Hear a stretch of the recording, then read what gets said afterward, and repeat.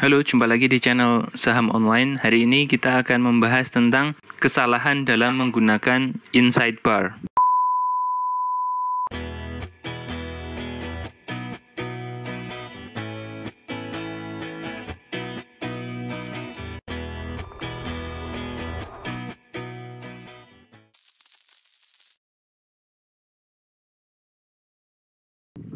Strategi trading berdasarkan pola-pola candlestick masih menjadi favorit ya bagi para trader.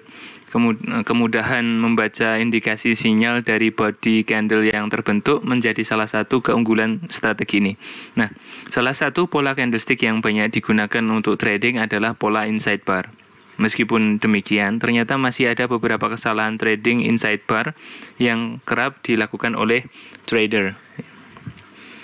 Nah, sebelum kita membahas lebih jelas, mari kita bahas dulu sekilas tentang inside bar dan apa manfaatnya seperti itu. Nah, pada dasarnya pola inside bar adalah formasi dua batang candle di mana body candle kedua termakan dalam tanda kutip oleh body candle pertama. Adapun level harga yang dijadikan acuan untuk pola inside bar adalah harga tertinggi atau high dan terendahnya atau low. Agar lebih jelas, sebuah pola dapat disebut dengan inside bar itu jika memenuhi 3 syarat. Yang pertama adalah candlestick pertama lebih besar dan berperan sebagai candle induk atau mother bar. Ya, sedangkan candle kedua adalah candle turunan atau inside bar itu, yang kita sebut dengan inside bar itu.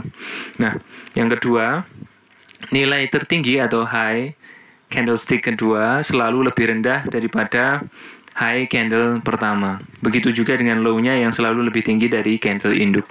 Secara visual, candlestick turunan akan selalu berada di dalam range harga candle induk seperti itu. Nah, yang ketiga, syarat untuk inside bar ini adalah trading inside bar ini hanya memperhitungkan nilai high dan low saja, tidak mempedulikan posisi badan atau body. Tidak masalah jika harga open atau close candle kedua menerobos range candle pertama. Nah, secara lebih jelas rekan-rekan bisa melihat chart ini ya, yang terlihat di layar. Nah, apabila Anda menemukan pola candle dengan ciri-ciri yang ada di dalam chart ini, maka bisa jadi pola tersebut adalah pola inside bar. Jika demikian, maka Anda harus berhati-hati dan ekstra waspada. Mengapa? Pola candlestick inside bar ini secara umum memiliki kecenderungan untuk menandai terjadinya reversal. Meskipun dalam beberapa kondisi pola ini dapat pula menandakan penerusan tren atau continuation. Untuk memastikan kemana arah tren akan bergerak, maka Anda dapat mengkombinasikannya dengan indikator teknikal lain sebagai konfirmator. Nah, misalnya indikator moving average atau Bollinger Band. Ya, seperti itu. Itu adalah gambaran umum tentang inside bar ini. Nah, rekan-rekan harus mengetahui ada 3 kesalahan umum trading inside bar. Ini perlu rekan-rekan pahami ya. Trading inside bar ini terlihat mudah sekali, tapi sebenarnya susah ya. Seperti itu. Jadi apa saja kesalahannya? Yang pertama adalah tidak menggunakan inside bar pada chart daily ya. Chart daily atau harian 1D dianggap sebagai time frame yang tepat dan nyaman untuk digunakan apabila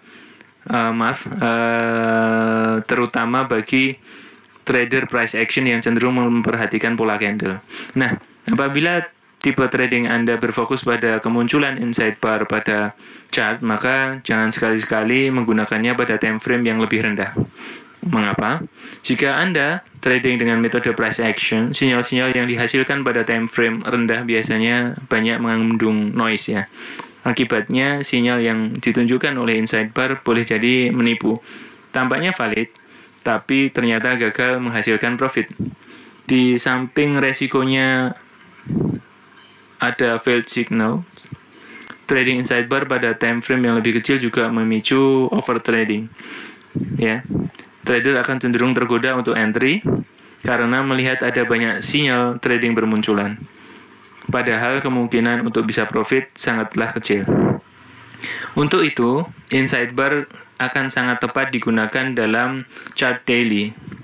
Selain dapat menunjukkan gambaran yang lebih lengkap tentang keadaan pasar guna menghindari overtrading, Anda juga bisa membaca pergerakan tren secara lebih luas seperti itu.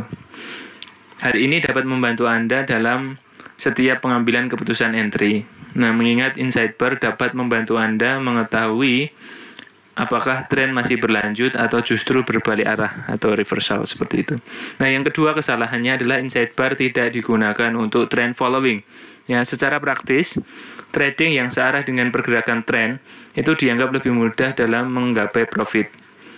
Dalam jangka panjang, trading dengan mengikuti tren bisa sangat menguntungkan bagi trader yang tahu cara mengelola emosi juga posisi dengan baik. Begitu pula dengan insight bar yang sebaiknya digunakan untuk strategi trend following.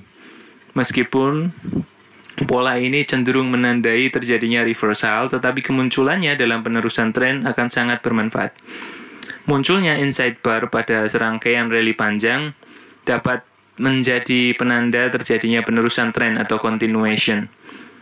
Pola ini dapat digunakan sebagai rambu-rambu penanda breakout, serta dapat memberi peluang risk-reward yang lebih besar.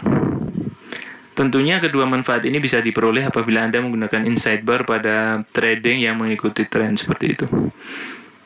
Nah, trading menggunakan insight bar ini untuk melawan pergerakan tren atau counter trend seperti itu sebenarnya boleh-boleh saja, namun strategi ini tidak cukup disarankan bagi Anda yang tergolong sebagai trader pemula. Pun strategi counter trend ini memang cukup melelahkan ya.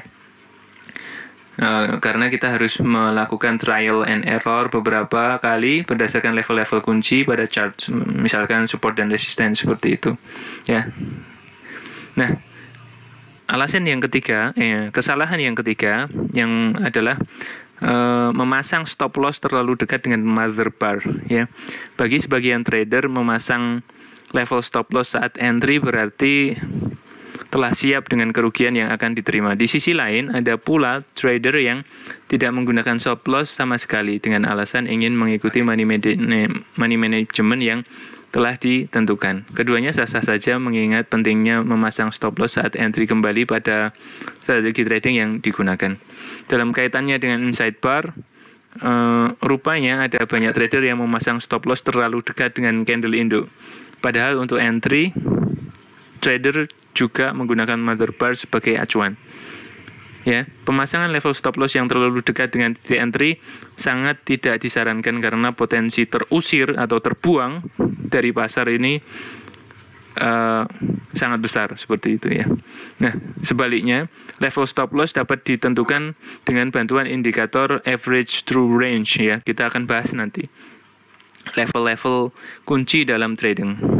Jika Anda menggunakan bantuan indikator ATR ya, maka dipastikan bahwa level stop loss Anda lebih besar daripada angka yang ditunjuk oleh indikator ATR. Selain mengikuti melalui ATR, level stop loss juga bisa ditentukan dari level-level penting dalam trading, misalkan support, resisten maupun level psikologis seperti itu. Saya rasa cukup sekian ya untuk 3 kesalahan umum dalam menggunakan insight bar ini. Semoga kita terhindar dari kesalahan-kesalahan ini. Sampai jumpa di pertemuan berikutnya.